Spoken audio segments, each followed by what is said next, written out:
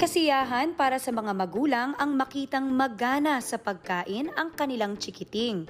Pero dapat maging maingat, lalo't nariyan ang banta ng food poisoning.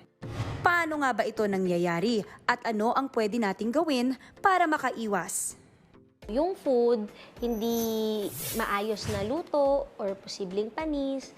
So, contaminated siya ng mga viruses, bacteria na nakain. Pero yung food, hindi siya poison in general. Sa tala ng World Health Organization, aabot sa 600 million kada taon ang kaso ng foodborne diseases dahil sa maruming pagkain. Aabot naman sa 420,000 ang namamatay dahil dito. 30% dyan, mga batang 5 taon pababa. Kaya dapat tiyaking malinis ang paraan ng paghahanda ng pagkain para hindi ito makontamina ng germs na naglalabas ng toxins na sanhi naman ng sakit. Mas hindi kasi sila nakakapagsabi ng nararamdaman nila. So minsan nakikita ng mga parents medyo may signs na ng dehydration.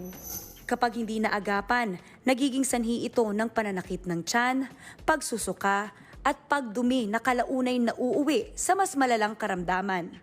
Pag hindi natin na-replace lahat ng losses nila, posible siyang mag-result sa dehydration ng bata. And kapag hindi naagapan yun, bababa yung volume ng fluids nila sa katawan, posible niyang ikamatay. Dapat alam ng mga magulang ang paunang lunas sa food poisoning.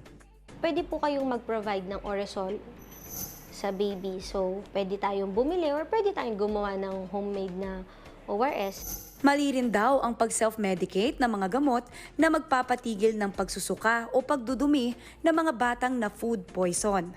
Kung kailangan nilang isuka yun, hayaan nyo sila kasi form yun way yun ng katawan nila para ilabas yung mga toxins na na-ingest nila. Doble-dobleng pag-iingat ang kinakailangan sa pagpapakain sa ating mga anak.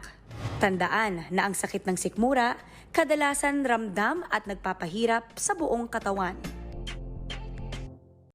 Mga kapatid, Maui David po. Simula ng inyong araw na may alam at may pakialam sa mga may init at umaaksyong balita sa bansa. Para maging una sa balitaan, mag-subscribe at mag-follow sa social media pages ng News 5.